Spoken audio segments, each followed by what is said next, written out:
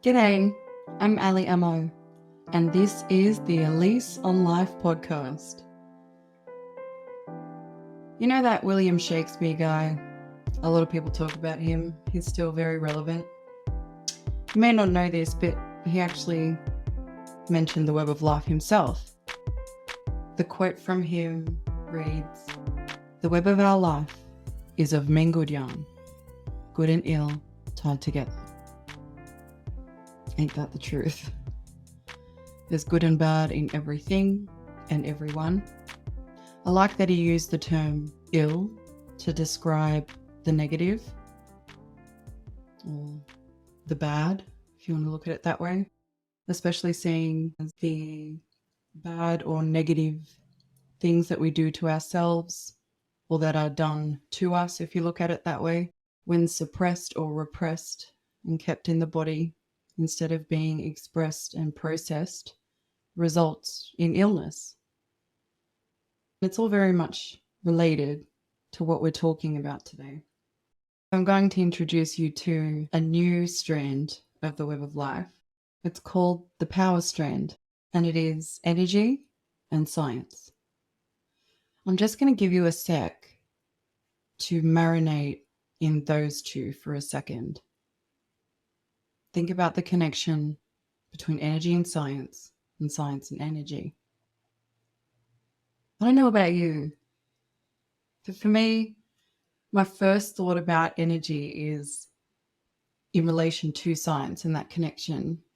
I wonder if science will ever truly understand energy in all its shapes and forms and expressions. It brings me to the interesting cycles, because although this strand itself has cycles independently, personally, you have cycles with science and cycles with energy. When it comes to science, when people see that word in the web of life, it often brings up questions. A friend of mine was a physics lecturer at Charleston University. He's now the head of research specializing in the eye. But when he saw the web, the first thing that flagged for him was the word science. And it makes sense. He wanted to know where I was going with that being there, but it always sort of sticks out in a way. So the way I want you to understand science in your web of life, when you look at it through the world sphere, it is the accumulated knowledge, the body of information that all of humanity has collectively about everything in the known universe, okay? When it comes to the social sphere, the way you look at science is more so how that information from the world sphere is disseminated into your society. Because as we know, with the misinformation or misinterpretation, a lot of the things people say on things like TikTok and whatnot are not necessarily peer-reviewed. Just because you do a simple Google search and see the first thing that comes up doesn't mean you're getting to the truth of the matter. Some people take only the peer-reviewed articles, but what comes out around you for you to gain that knowledge, or what sources you go to have knowledge, that's a big part of the self sphere of science. But the most important thing to understand is knowledge without application is essentially just information. If you don't use it to your benefit, it's sort of pointless. I think this is why a lot of people used to argue about algebra in high school. When am I going to use this? Like, what's the point in knowing something if you're not going to apply it? And that is a huge issue in personal growth and self-development. People think the knowledge is enough to pass the test without ever having taken it. So the idea is understanding your science cycles. For example, we all have stress. It's normal. But when you are stressed, do you have enough knowledge of the physiological response in your body to stress to identify it? Do you recognize how your emotions and your thoughts are connecting to that stress, the energy of the stress, how it's being expressed internally and how you're expressing it externally, which is the physical part of your cycle. So understanding things like that makes it kind of a science cycle, but it's all about the application. If you find yourself stressed and you sit in that energy and you allow the things to unfold that do as a result of stress, and trust me, the thing for me, my physical expression of that cycle is sleep deprivation, insomnia. More often than not, it was no sleep at all.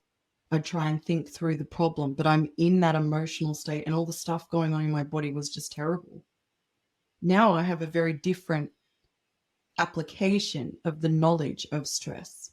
And today I'm going to give you the simplest, easiest, and most cost-effective method to relieve your stress, regulate things in your body, ground, and release things naturally. And the best thing is it's free.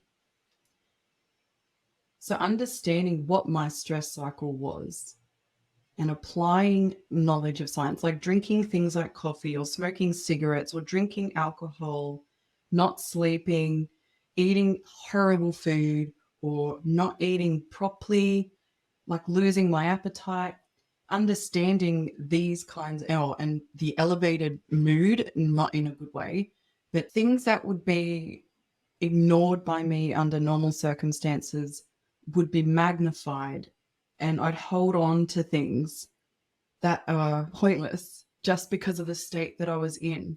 There was no help to anyone and no one could be of help to me. It was something I needed to do on my own. And it wasn't until I started looking at my stress cycle, my personal stress cycle, not what makes me stressed. That's a different part. That's more about the core experience or the bug. There's certain things that trigger or create this response from me. But once I started looking at my stress cycle and applied science to it, I changed how I approached things.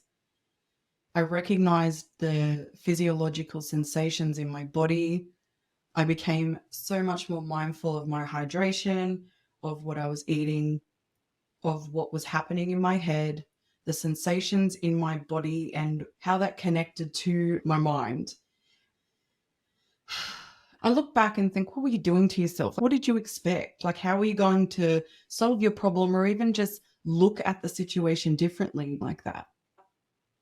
I'm grateful for that experience nonetheless, because if I hadn't had that, I wouldn't be where I am now. I'm honestly, I can't say I've broken the cycle with complete success, because things that I didn't expect to come up in my life, starting a new business, after writing the book, and then there's a podcast, the YouTube channel, the whiteboard's behind me now because I'm working on creating an online course, which shouldn't be a major issue for someone with a Master of Teaching degree and over a decade of experience. But translating online digitally and not live is a challenge. It's, for me anyway, it's a different form of connection. So the question comes up on the right way to do it and the right things to say. Whereas if I had a live human being or a group of people, I wouldn't even prepare really. I can wing that generally. But all these little individual things that I've spoken about are new things with new tools, with so many different, the word strategy comes to mind because everybody's got a strategy, everyone's got a method, and it's just been doing my head in because it's very overwhelming and it's causing me a lot of stress because there's so much choice. It's like as a consumer, we have this too, and there's science on all of these things too.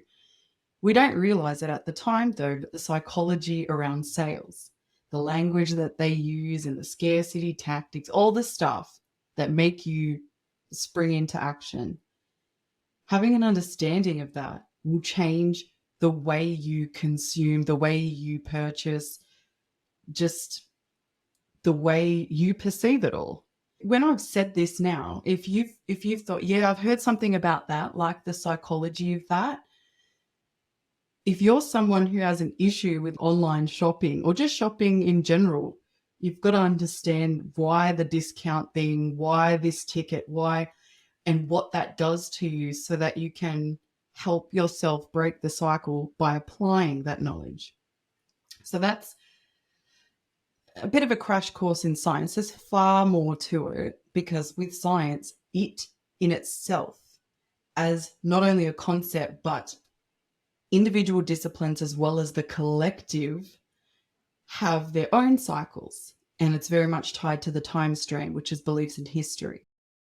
So often, science gets stuck in belief cycles whereby evidence will be presented to them that will be, we'll call it controversial at the time, but controversial is sort of watering it down for what actually happens. People will be blatantly disregarded and ostracized by the scientific community. People won't be taken seriously. And there are so many stories that you can find about science and different fields and different people. Some of them were even just because they were women. But anyway, breathe. So, getting real territorial and stuff.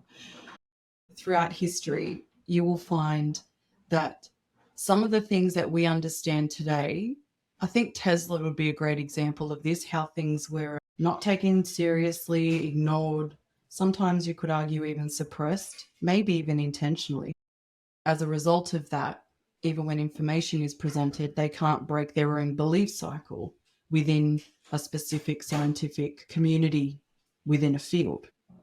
There's multiple levels when it comes to science, and to try and understand it as a whole is really difficult, which is why through this podcast, I try to delve into each strand for a couple of eps so we can start to unpack things and start to bring up things and make you start thinking, start reflecting, and start noticing.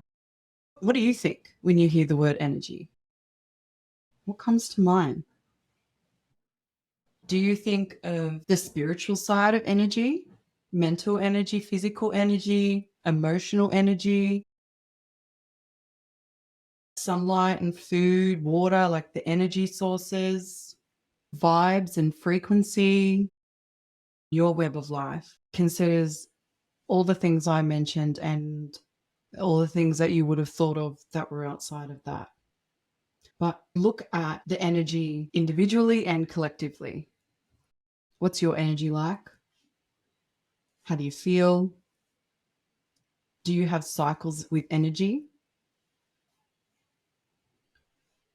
Like I always tell you, when it comes to your web of life, people always, and I do it too, I just did it then. You start with you think about yourself. And that's not what my intention is. Always go as zoomed out as far as you can for now, and then zoom in. So you start looking at energy in terms of the world. Then you zoom in and look at the energy of your societal sphere or your social sphere. Because of things like the internet and your connections, that could be people from all over the planet, but they're in your little social bubble, your friends, your family, colleagues, people in your local community and the places that you inhabit, the institutions around you. But you also have to factor in things that you might not come into contact with, or people that you might not come into contact with, but whose energy and decisions and things directly affect you. So things like government of your country come into play, or your state, territory. All of this energy comes from the outside and then it zooms into you. Consider energy in your web of life that way, from the outside in. But when you really want to start to uncover the energy cycles that you have personally in your web of life, to begin to cultivate self-awareness specifically in this element, it depends on your understanding, your perspective, and your experience with energy. For some people, it's spiritual first, and the experiences that they have, the beliefs as well, but even things in their history, certain environments, relationships even. Like for me, there were experiences in my childhood where I saw or heard or felt energetic things that I couldn't see. I have environments where the energy that I experience and the beings that I have connection with are not human. That's in my meditation group. There are certain relationships that I have with people where the focus of our conversation is pure energy and it's never physical or mental. We talk about the emotions of what we feel and the spiritual aspects of things. And it depends on your own history and beliefs.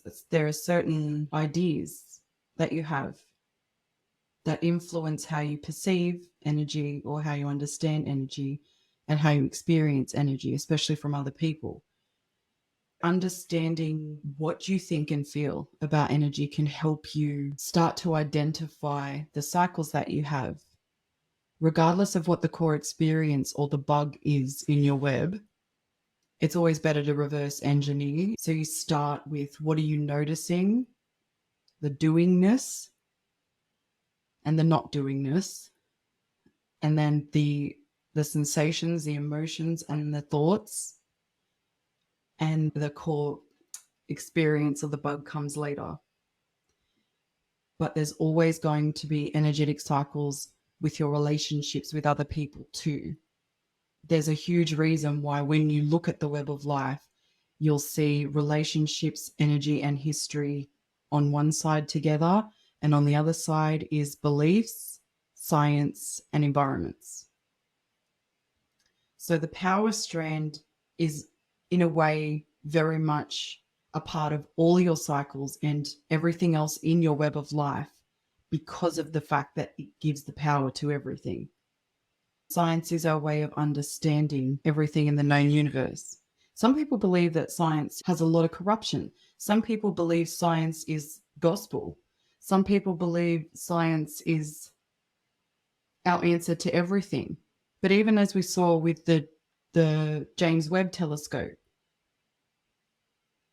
science thought that they had the whole galaxy universe situation pegged, like they had the formula, they had the recipe, they knew how old a galaxy was based on certain things, when it was created and time and all of this. Then when the Webb telescope showed images, the information that was brought back, they couldn't understand because based on what we know, that shouldn't be there, that shouldn't exist. So we've realized we haven't got it right. And everyone was confronted with the same evidence in the field. Everyone was struggling to understand that. But now they have to go back to work. Usually it doesn't happen like that. It's someone who finds something, who says something, and they'll just say, no. This made everyone go, And I'm grateful for that. So I did say I'd give you a little tip before we go. I'll stick to the stress cycle. If you find yourself stuck in a negative cycle with someone that you share a relationship with, maybe you got someone at work who just gives you the shits on the daily. Grounding or earthing. Now, what it actually means, you are connecting the body to the surface of the earth. Ideally, you want grass, you want soil, you want rock, you want sand. Also works with bodies of water, but they need to be the surface of the earth. Bodies of water like the ocean, the lake, the river, the stream, the spring, that sort of stuff. If you find yourself stressed out, which means you're repeating the cycle, because the way you handle it and the way it handles you basically will happen very much the same way. You might have different expressions of the cycle, which is common, but essentially you run the same cycle and it functions and operates quite similarly each time. But you know that feeling when you're exhausted and you're lethargic, you just have like nothing left in the tank and you don't feel motivated to move around, and you're probably overthinking and in a very negative emotion. Not that it's a bad thing, but you need to do something to sort of balance yourself out. The key is grounding or earthing. Our hands and our feet are especially effective part for contact because they're kind of like battery nodes, and they are especially conducive to electricity. The way this works, Earth has an unlimited supply of electrons, and our body is made up of electrically charged atoms. So you've got your protons, which are the positive, the electrons, which are negative, and the neutrons, which are neutral. So when you make the mental choice to move, to get up off the couch, stop watching crap on Netflix and eating crap and feeling crap, your nervous system uses this electric energy to send signals to your brain and creates electric charges that travel from cell to cell. Grounding reduces the electrical charge that's built up in the body, and electrons flow naturally between the earth and your body, which removes radicals in the process. But there are more benefits than that. All right, get ready for this list. It improves your mood, which is great when you're stressed out. Natural dopamine boost. Who doesn't want that? Which also increases serotonin levels. It reduces pain and inflammation, and this one is huge. For all of these things, there's more than 21 peer-reviewed scientific studies, and they were looking at 20 to 30 minutes a day. If you could do it daily, that is ideal. And something else that I read, another study was talking about like 60 to 80 minutes. Anyway, when you look at the difference in the inflammation, they've scanned the body before and after. The difference was, wow. It was wow. Very, very wow. So reduces pain and inflammation, improves sleep and digestion, reduces stress and anxiety, increases blood flow and energy. It supports your body as a whole, but it actually supports your organ systems right down to the tissues and the cellular function. Also, if you're someone who suffers from migraines, it decreases the frequency of them, and it just stabilizes your physiology altogether. So get out there and get amongst it. Ground to the earth, connect to this planet, dispel some of the radicals in your body, improve yourself and your experience of life, and watch the difference in how that can help you break some of the negative cycles in your web of life. So thanks for being here with me for this app. New ones will come out to you every other Thursday. I'm currently creating my audiobook, and I'm getting ready to launch my ebook. So if you'd like to know more information, I'll keep you up to date. But best way to do it is to follow me on socials. Take it easy, people. You'll hear from me soon.